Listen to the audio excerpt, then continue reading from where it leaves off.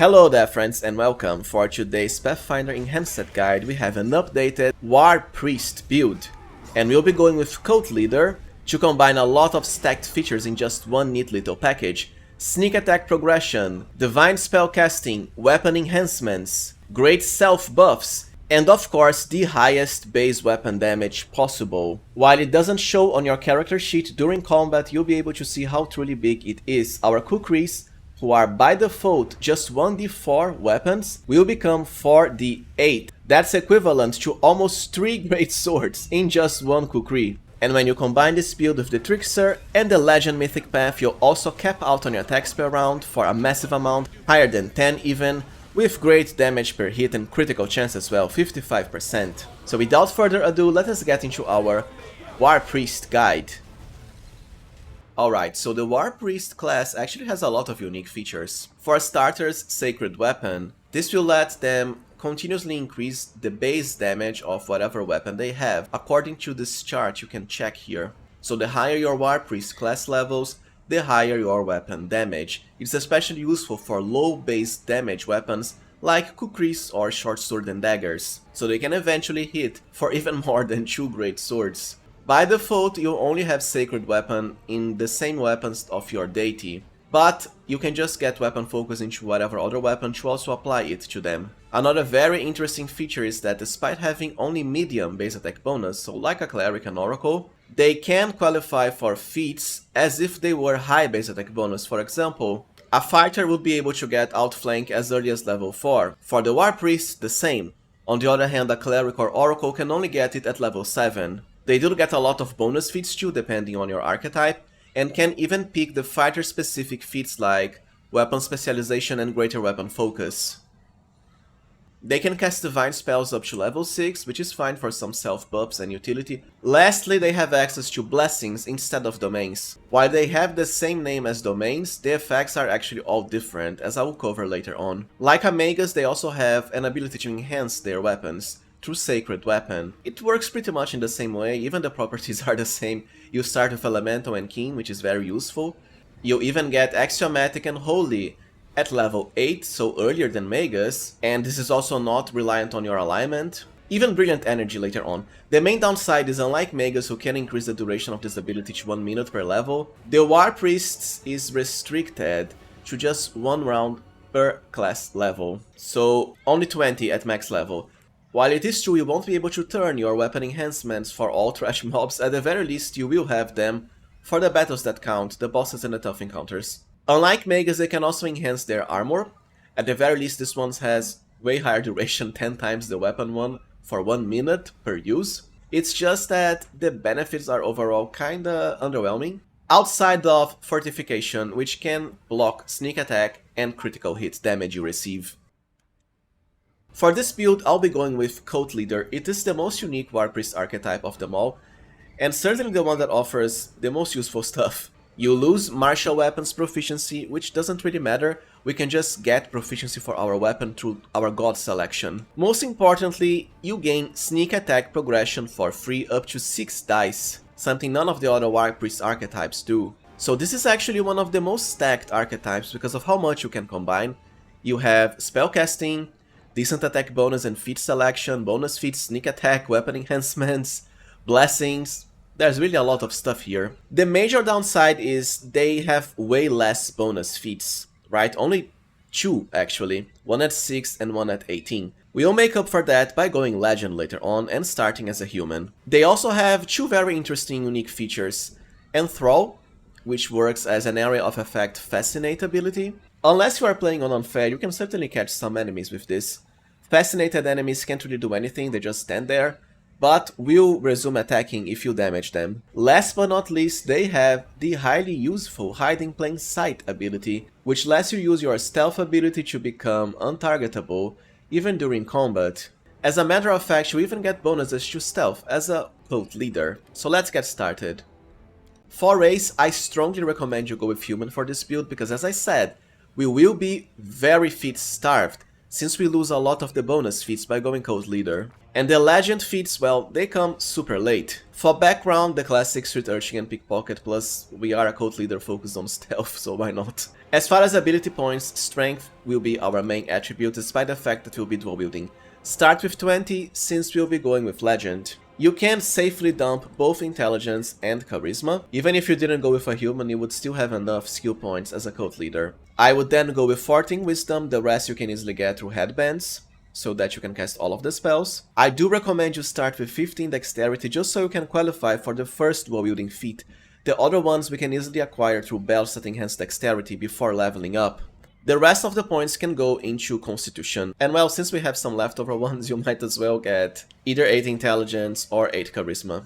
I suppose Charisma fits a cult leader more. Yes, we have low Charisma, but hey, with 20 Strength at character creation, our rippling bodybuilder muscles more than make up for that. Who needs Charisma when you have muscles, right? For skill points, amusingly enough, Warpriests have almost all of the skills as class skills, like Inquisitors. Anyways, what you want is Stealth, of course. We have a bonus and the Hide in Plain Sight ability if you want to use it later on.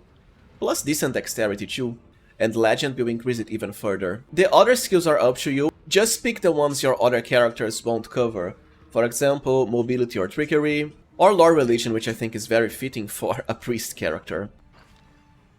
For your level 1 feats, first, 2-weapon fighting so we can properly dual wield our KUKRIS. Then for the human bonus feat, which is very important, combat reflexes. If we don't pick it now, we won't have space for it later. As far as Deity, I'd say you have 2 choices because both your sacred weapon and also your blessings power will be dependent on what you pick here. I decided to go with Lamashtu, which I think is a very fun deity lore-wise for an evil priest character. Plus, unlike other gods, he actually has 2 favorite weapons, and they just happen to be 2 of the best weapon types in the game anyways.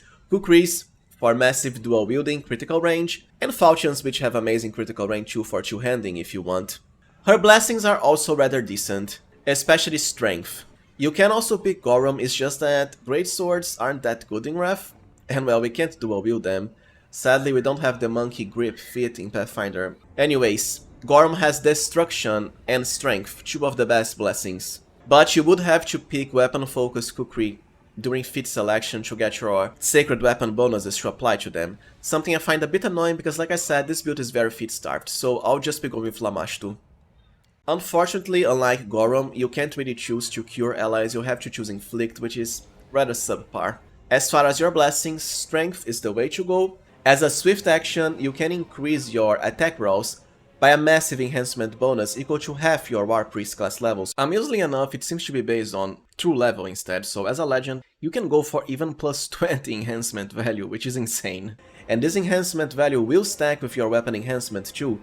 Sure, it only lasts for 1 round, but as a swift action, you can just use it whenever you need and still get all of your attacks for that same round. The second choice is up to you. Chaos and Evil are rather subpar because they have effects that only apply to either lawful or good enemies, and well, most of the enemies in the game are chaotic or chaotic evil. Madness doesn't have anything special. You might as well go for Trickery, which I think is quite fitting for a cult leader, and we will be going the Trickster path first before Legend anyways. Because this character will be mostly a glass cannon for some of the game, since we don't have pets to rely on for AC, although later we will get Reach, to avoid getting hit in melee, well, for the early game, the double ability from Trickery can help a lot when it comes to avoiding hits. It works just like Mirror Image, except it only creates a single image. Essentially through this you can avoid 1 attack your character would receive otherwise. And since it just costs a move action and you have multiple uses of it per day, you can keep on using it to avoid getting hit. Later when you get Reach, you can just bum rush the enemies anyways. For alignment, well, we might as well go with Chaotic Evil since we are a Warpriest cult leader of Lamashtu. But you can also go with Chaotic Neutral if you want, and if you went with Gorum, Chaotic Good works too. It has to be a Chaotic alignment for Trickster though, before we become a legend.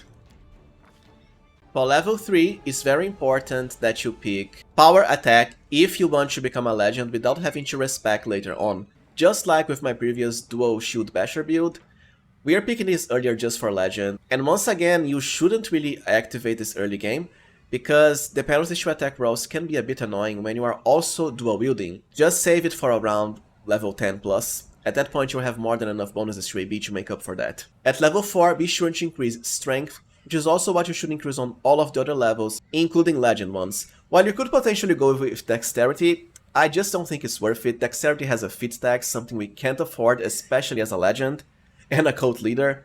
Plus, it's way easier to increase your strength through size boosting spells. Remember, at this level you'll gain your first weapon enhancements. Ideally, you would just go for Keen, because of how useful it can be when dual wielding KUKRIS. But you can also turn some elemental ones on, it's just that most demons have multi-elemental resistances. For level 5, the classic Outflank. As I said before, we can pick it as early as level 5, despite it being a medium base attack bonus class, which would only get it at level 7 otherwise. For level 6, as a bonus feat, improved weapon fighting for the second offhand attack. You can actually find a belt of +2 dexterity at the Great Garrison, so the last area of chapter 1, just in time for level 6. For level 7, lunge is the way to go. So now you already have reach even with our KUKRIS, and remember, you can and should also cast the Enlarge Person spell on your cult leader to get reach even as early as level 1 if needed. At level 8 you'll get your axiomatic and holy properties. Be sure to turn both of these on, as they will apply irresistible damage to all chaotic evil enemies, so most of the ones you fight, including demons. Anarchic and Unholy are rather useless on the other hand. For level 9, at last improved critical into KUKRIS. So now you don't have to bother with the Keen Sacred Weapon enhancement anymore. For level 11, be sure to get a belt of +4 dexterity before leveling up here, so you can then qualify for the last dual wielding feat, Greater 2 Weapon Fighting, for the last offhand attack. Now, as with any trickster build, including ones that become a legend, it's very important that at this point you level your character up to Mythic 4 first, as to qualify for the Trickster special critical feats, which we'll be picking now, to the Perception 2 Mythic Trick. This is also when you want to multiclass into Fighter and Mutation Warrior. This way we can get 2 of the best Trickster feats right at once. Improved critical KUKRI, and the second one, so now we already have max critical range for KUKRIs, 11 to 20, doesn't get any better than that. When you consider Outflank and Combat Reflexes, you'll be drowning the enemies with free attacks from your party members whenever you get a critical hit. For level 14 and 15 you might as well keep progression into Mutation Warrior. The other bonuses from Warpriest, well, we'll be getting them later, they don't matter that much compared to what Mutation Warrior can offer so early. And what you want right now as a feat is of course the last Trickster critical feat, for the highest critical damage possible with KUKRIS, especially since we can't really afford Mythic Critical with a legend. Now the last Mutation Warrior level, we'll be getting more later, just so we can get the mutagen, since we just need one level to qualify for it anyways. Level 15 is when I would finally pick Weapon Focus into KUKRIS. While most of my other builds already have Shattered Defenses at this point, it costs 3 feats, something we can't really afford to spare with a Warpriest Cult Leader. So let's just delay it for legend. Now I would resume progression into Cult Leader, but if you want you can also go for Mutation Warrior 5. For level 17, Weapon Specialization into KUKRIS. For 19, Greater Weapon Specialization KUKRI. At this point you can already become a full legend, which means you'll be getting like 15 levels added at once. So you could say now is when we get loads and loads of extra feats too. I would first finish progression into Cult Leader to maximize our spells, sneak attack. We have another feat, also Sacred Weapon damage, because like I said, you'll be getting lots of levels added at once. For level 21, Greater Weapon Focus, KUKRI. And then you might as well pick Dazzling Display here, so we can soon qualify for Shattered Defenses. For 23, Shattered Defenses. Now I would resume progression into Mutation Warrior until at the very least 5, for weapon training. For 24, well, you might as well get Double Slice already. Then, Improved Initiative, since we can't afford Mythic Initiative as a legend. For your first weapon training, be sure to choose Light Blades, as KUKRIs are a part of this weapon group. The best gloves in the game for dual wielding characters also enhance your weapon training, which is why you should go at the very least 5 Mutation Warrior. Now from level 26 onwards, you have a few different options. You can of course go full out on Mutation Warrior, so 20 levels of it. It's one of the most solid classes in the game. But for this character, I want to do something different since I've already went with Mutation Warrior a lot of times before.